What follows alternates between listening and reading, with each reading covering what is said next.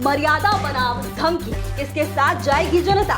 क्या अमित शाह के बयान पर ममता लेंगी कानूनी एक्शन? क्या शाह के बयान ने बदल दिया चुनाव का माहौल? अमित शाह गृह मंत्री होकर गुंडों को डांटते हैं, तो दीदी क्या करूं बताओ, मुझे गले लगाऊं? अरे दीदी, आपके गुंडों को गैरेज में डाल दो।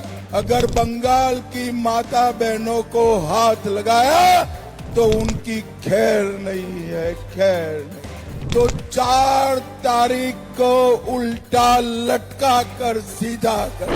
पश्चिम बंगाल विधानसभा चुनाव के दूसरे चरण से ठीक पहले सियासत का तापमान अचानक उफान पर पहुंच गया। एक बयान और उस पर पलटवार। अब मामला सिर्फ राजनीति तक सीमित नहीं है, बल्कि अदालत तक पहुंचने की तैयारी में है। दरअसल केंद्रीय गृह मंत्री अमित शाह ने आराम बाग की रैली में टीएमसी कार्यकर्ताओं को साफ तौर पर चेतावनी दी। चेतावनी देते हुए कहा, अगर चुनाव में गड़बड़ी हुई तो चुनाव के बाद उन्हें उल्टा लटकाकर सीधा किया जाएगा। 29 तारीख को घर के बाहर निकले तो 4 तारीख को उल्टा लटका कर सीधा कर देंगे।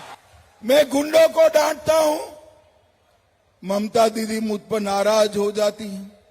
कल कही कि अमित शाह गृह मंत्री होकर गुंडों को डांटते हैं, तो दीदी क्या करूं बताओ, मुझे गले लगाऊं? गले लगाना चाहिए क्या? डांटना चाहिए या नहीं डांटना चाहिए? अरे दीदी, आपके गुंडों को गैरेज में डाल दो। अगर बंगाल की माता बहनों को हाथ लगाया तो उनकी खैर नहीं है, खैर नहीं।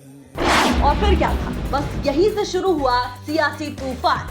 ममता बनर्जी ने इस बयान को लोकतंत्र और गृह मंत्री के पद की गरिमा पर हमला बताते हुए ऐलान कर दिया कि वो अमित शाह के खिलाफ कानूनी कार्रवाई करेंगी। ममता ने सवाल उठाया, क्या देश के गृह मंत्री को ऐसी भाषा शोभा देती है? उनका कहना है कि गृह मंत्री का काम कानून व्यवस्था बनाए रखना है, ना कि लोगों को डराना। हुगली की रैली में ममता बनर्जी ने बीजेपी पर सीधे निशाना साधा।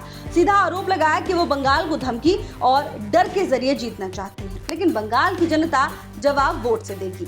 अब इस पूरे विवाद का राजनीतिक संदेश भी साफ है।